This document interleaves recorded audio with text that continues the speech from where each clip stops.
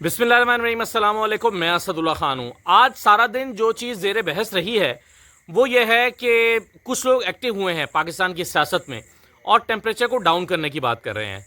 तीन शख्सियात मुतहरिक हैं कल से, बल्कि 2 दिन से। एक फवाद चौधरी साहब हैं, महमूद मौलवी साहब हैं और इमरान इस्माइल साहब हैं। परसों से ये लोग एक्टिव हैं और मुलाकातें कर रहे हैं। सबसे पहले इन्होंने मुलाकात की है शाह महमूद कुरैशी साहब से।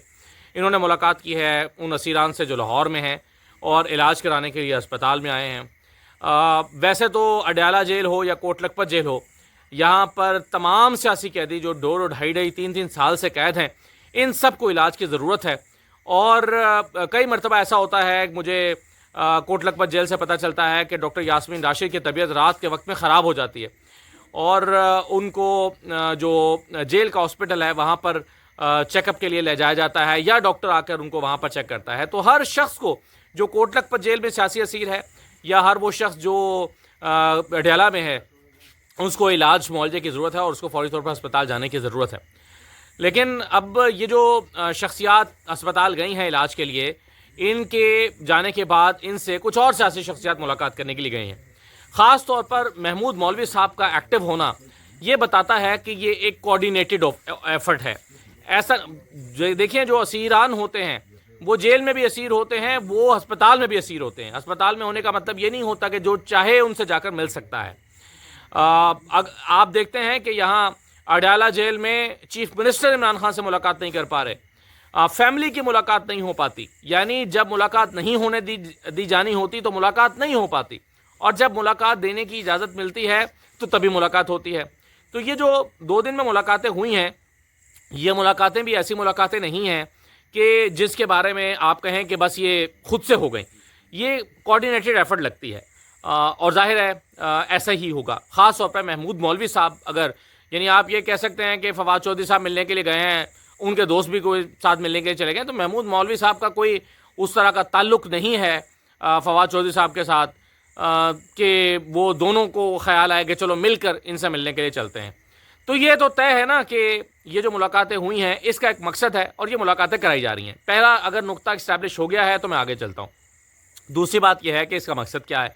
तो इन मुलाकातों का मकसद बुनियादी तौर पर वो है जो फवाद चौधरी साहब बता रहे हैं। फवाद चौधरी साहब कहते हैं कि टेम्परेचर को नीचे लाना दोनों तरफ से बुनियादी मकसद है कि टेम्परेचर नीचे आएगा तो बातचीत आगे बढ़ेगी, और टेम्परेचर पाकिस्तान तहरीक इंसाफ भी नीचे लाए और हुकूमत भी नीचे लाए। फवाद चौधरी साहब ने एक स्टेटमेंट ये भी दी है कि अगले हफ्ते में वो हुकूमती वज़रा से भी मिलने के लिए जा रहे हैं और उनसे भी दरख्वास्त करेंगे कि टेम्परेचर को नीचे लाएं। टेम्परेचर को नीचे लाने से क्या मुराद है? टेम्परेचर को नीचे लाने से मुराद ये है कि दोनों यानी जो एक दूसरे के खिलाफ सख्त बयानबाजी की जाती है वो बयानबाजी ख़त्म की जाए, एक दूसरे को पॉलिटिकल स्पेस दी जाए, मार्जिन पैदा किया जाए, और वो जो पकड़ धकड़ है, वो जो मामलात ज़्यादा संगीन और ख़राब हैं, रोज़ाना पर्चे किसी ना किसी बात पर हो जाते हैं, इसमें थोड़ी सी कमी लाई जाए। यानी हुकूमत भी थोड़ा नरमी का मुजाहरा करे। सोहेल आफरीदी साहब मिलना चाहते हैं इमरान खान से तो मुलाकात करा दी जाए, थोड़ा सा हुकूमत की तरफ से भी नरमी पैदा की जाए, और इमरान खान साहब या उनकी जमात की तरफ से जो सख्त बयानात आ रहे हैं, सोहेल आफरीदी साहब की तरफ से जो सख्त बयानात आ रहे हैं, उसको भी नीचे किया जाए। ये वो मकसद है जो बताया गया है फवाद चौधरी साहब की तरफ से। अब सवाल ये पैदा होता है, अब ये दोनों बातें अगर आप इसको मिलाकर देखें तो सवाल ये पैदा होता है कि जाहिर है इस्टेब्लिशमेंट इस वक्त चाहती है और हुकूमत चाहती है कि, और ख़ास तौर पर इस्टेब्लिशमेंट, हुकूमत भी चलिए छोड़िए उसकी क्या उस तरह से हैसियत है, लेकिन इस्टेब्लिशमेंट ये चाहती है, मुक़्तदरा की ख्वाहिश ये है कि टेम्परेचर को नीचे लाया जाए। अगर उनकी ये ख्वाहिश ना होती तो फिर ये मुलाकातें ना हो रही होती, ये इन मुलाकातों की इजाज़त ना मिलती।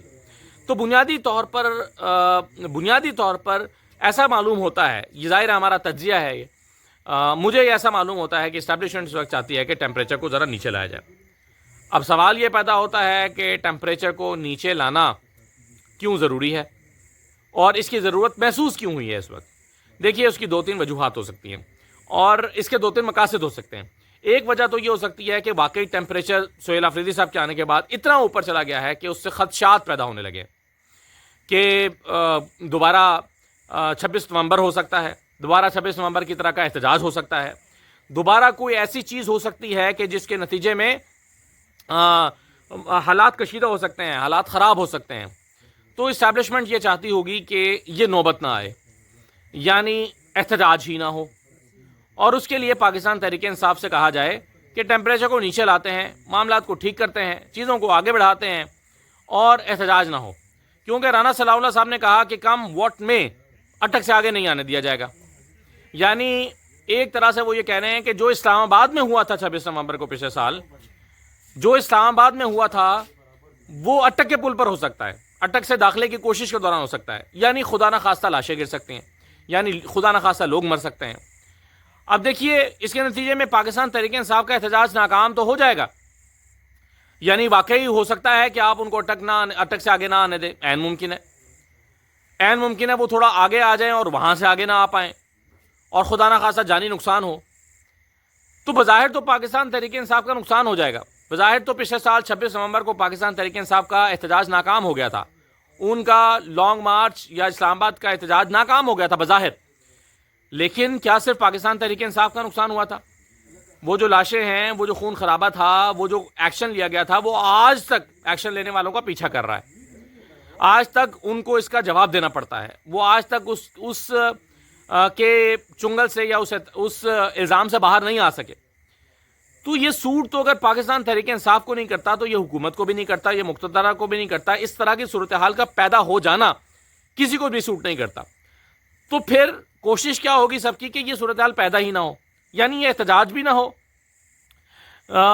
खून खराबा भी ना हो, गोली भी ना चले, आंसू गैस भी ना चले और अमन रहे।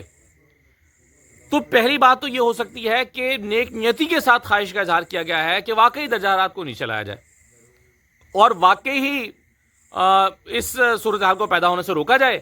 इसलिए इंगेज किया जाए, असीरान से मुलाकात की जाए, शाह महमूद कुरैशी साहब से बात की जाए, मियाँ महमूद रशीद से, उमर सरफराज चीमा से, इन लोगों से बात की जाए और इनको पैगाम भेजा जाए। इनकी मुलाकात एजाज चौधरी वगैरह की कोई अरेंज करके अगर ये लोग छूटते हैं, क्योंकि आपको याद होगा कि शाह महमूद कुरैशी साहब ने ख़त लिखा था जेल से और वो चाहते थे कि बातचीत का आगाज़ हो, सियासी बातचीत का आगाज़ हो, पॉलिटिकल डायलॉग हो और कोई राह निकाली जाए। शाह महमूद कुरैशी साहब भी ये चाहते थे, बाकी असीरान ने भी, पाँचों लोगों ने मिलकर भी ख़त लिखा था, वो भी चाहते थे। तो इनमें से अगर कुछ लोग रिहा होते हैं, इमरान खान से मुलाकात करते हैं, तो वाकई कोई ऐसी एफर्ट की जाए कि जिसके नतीजे में चीज़ें बेहतर हों।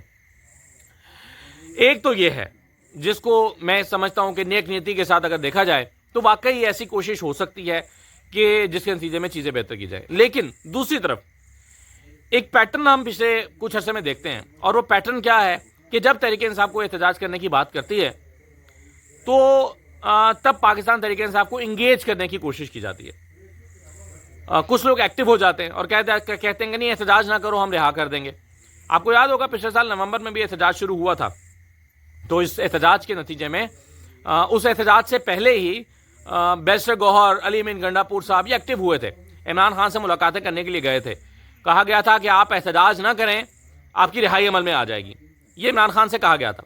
कुछ लोग मानते हैं कि इमरान खान की रिहाई अमल में आनी ही नहीं थी, कुछ लोग मानते हैं कि इमरान खान ने रिहा होना ही नहीं था, बस उनको इंगेज किया जा रहा था ताकि वो एहतजाज अपना मौखर कर दें, एहतजाज ना करें, उनको एक ट्रक की बत्ती के पीछे लगाया जा रहा था। पाकिस्तान तहरीक इंसाफ के बहुत सारे लोग मानते हैं कि जब एहतजाज के मौके पर पीटीआई को इंगेज किया जाता है तो वो ट्रक की बत्ती होती है, उन्हें ट्रक की बत्ती के पीछे लगाया जाता है ताकि वो एहतजाज के लिए बाहर ना निकले। तो अब इस सूरत हाल में एक इम्कान या खदशा ये भी है कि सिर्फ पीटीआई को इंगेज करने की बात की जा रही है ताकि नवंबर गुजर जाए।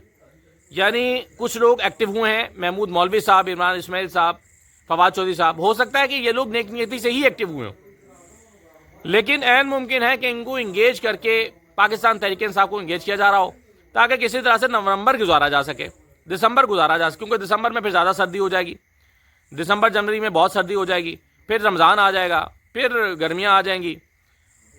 तो इस तरह से ये जो नवंबर है ये गुजार दिया जाए। और फिर वैसे भी नवंबर के सिग्निफिकेंस है क्योंकि नवंबर में तहरीक लब्बैक भी एहतजाज करने के लिए पर तौल रही है।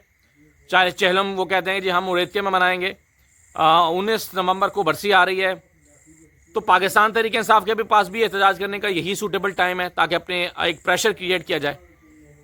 देखें, जब पीटीआई के साथ बातचीत का आगाज़ करने की बात होती है तो एक बात तो तय है ना कि प्रेशर तो उन्होंने क्रिएट कर दिया है, क्योंकि अगर वो दबाव क्रिएट करने में कामयाब ना हुए होते तो इनसे बातचीत भी ना हो रही होती।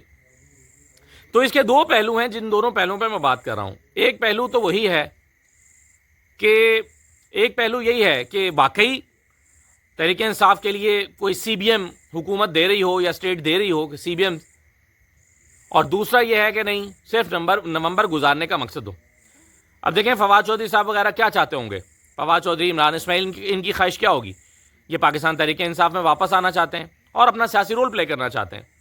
और अगर जिस एफर्ट का आगाज़ उन्होंने किया है वाकई अगर उसमें वो कामयाब होते हैं, कुछ लोग कम अज़ कम लाहौर से रिहा हो जाते हैं, डॉक्टर यास्मीन राशिद रिहा हो जाते हैं, मियाँ महमूद रशीद और शाह महमूद कुरैशी, ये लोग रिहा हो जाते हैं, तो वाकई समझा जाएगा कि फवाद चौधरी, इमरान इस्माइल और मौलवी महमूद ने वाकई बड़ी संजीदगी के साथ एफर्ट किया और उनकी एफर्ट कामयाब रही है।